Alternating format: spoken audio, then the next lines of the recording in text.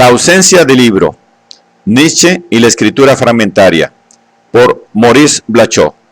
4. Leer Blachot. 4. Puntuemos el texto de Blachot. Escribir, dice, es pasar del yo al él, de modo que lo que me ocurre no le ocurre a nadie. Es anónimo porque me concierne. Se repite en una dispersión infinita. Escribir es disponer del lenguaje bajo la fascinación, y por él, en él, permanecer en contacto con el medio absoluto, allí donde la cosa vuelve a ser imagen, donde la imagen, de alusión a una figura, se convierte en alusión a lo que es sin figura, y de forma dibujada sobre la ausencia, se convierte en la informe presencia de esa ausencia. La apertura opaca y vacía sobre lo que es, cuando y cuando ya no hay mundo, cuando todavía no hay mundo. Al abandonar el yo por el él, se abandona para siempre el soporte ontológico de la escritura, experiencia común de los poetas. Si yo soy otro, yo soy otro, a lo mejor soy otro. Marca, no obstante, toda la escritura. Allí donde la mano abandona la copia de un texto ya escrito, en la mente del escritor, en una sociedad, en Dios, y se entrega a un ritmo ajeno, extraño, ahí la escritura es absolutamente anónima, como el mar o como la hoja de un árbol. La escritura, debemos pensar ahora en el terreno circunscripto por Blachot, es la práctica de una ausencia, pues la palabra, el lenguaje, la escritura, nunca pueden inscribirse del lado de la presencia. La serie de sonidos que constituyen la palabra árbol es arbitraria, está escindida a un nivel del concepto significado y en otro de la palabra referente. El decir de la escritura, del lenguaje, es doblemente ausente, primero como palabra bruta, la palabra que sirve para informar, la palabra cotidiana con la cual los seres se otorgan la certeza de lo inmutable, es ya ausencia. Lo que se intercambian son signos que remiten a otra cosa, vale decir ausencia de las cosas, e incluso signos usados, modelados por el uso que se sedimenta en ellos, cubriéndolos hasta convertirlos en monumentos. Las lenguas no tienen la realidad que expresan, siendo extrañas a la realidad de las cosas, a la oscura profundidad natural, pertenecen a esa realidad ficticia que es el mundo humano, desprendido del ser y útil para los seres. Segundo, como palabra poética, escrituraria, lo poético abre en el lenguaje un hueco sobre otro hueco. Se despoja hasta el martirio, la locura, y se asume como soberanamente irreal, como realización total de esa irrealidad. Podríamos decir, el lenguaje habla de sí mismo y dice su materialidad. No es un intermediario, sino un constituyente. Somos sus figuras. No nos sorprenda, entonces, que la obra sea impersonal, anónima. La obra implica la desaparición elocutoria del poeta, que cede la iniciativa a las palabras. Mallarmé. El poeta desaparece bajo la presión de la obra por el mismo movimiento que hace desaparecer a la realidad natural. Siempre las obras dicen lo mismo. No se refieren a nada que esté más allí de sí mismo. Dicen el lenguaje, la materia, el es, y por eso, por pertenecer a un mismo espacio, el tema le es ajeno. Puede tratarse de una batalla o de una iglesia vista de noche, de un campo de girasoles o de líneas.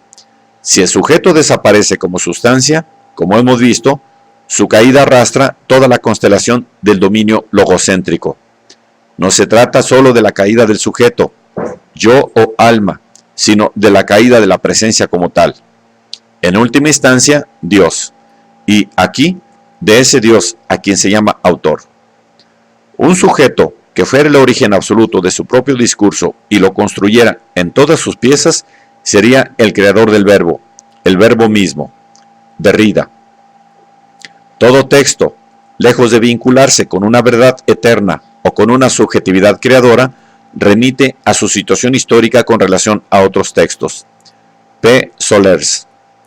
El sujeto de la escritura no existe, si por él entendemos cierta soledad soberana del escritor.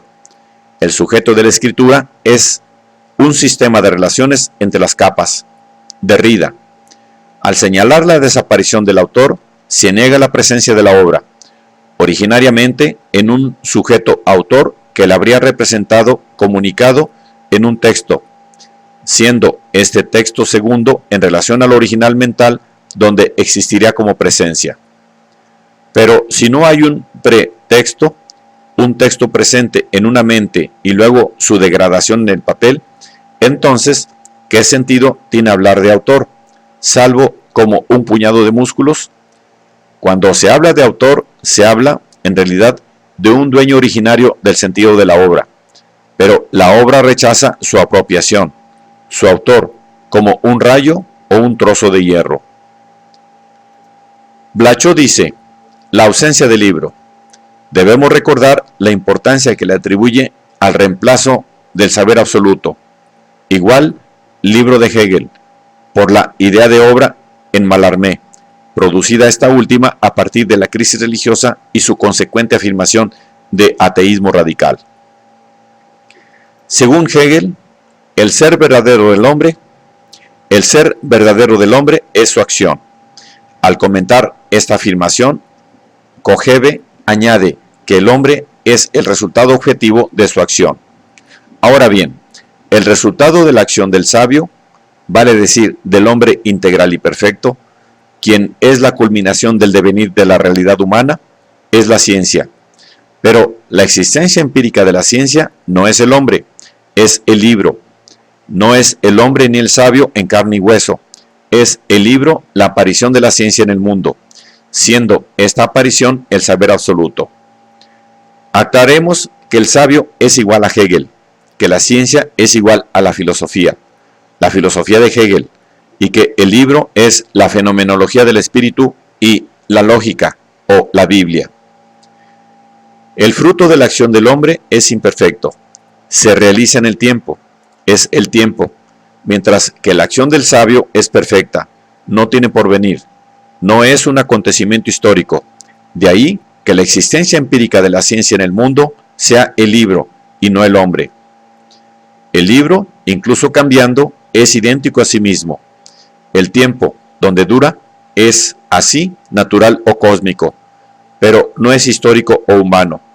Y agrega Kojève, realizar el saber absoluto bajo la forma de libro, vale decir, hacer coincidir el concepto integral con lo real comprendido en su totalidad, vale decir, anular la diferencia entre lo real y el tiempo, y así suprimir incluso la exterioridad del tiempo en relación al hombre, es suprimir el tiempo, y es, por consiguiente, suprimir al hombre en tanto que individuo libre y temporal.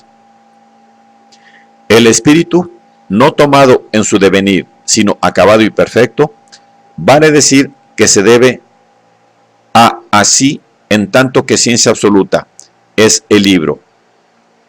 Pero el libro es el resultado de la actividad del sabio, quien en tanto que hombre y ciudadano del estado perfecto, integra toda la evolución histórica de la humanidad.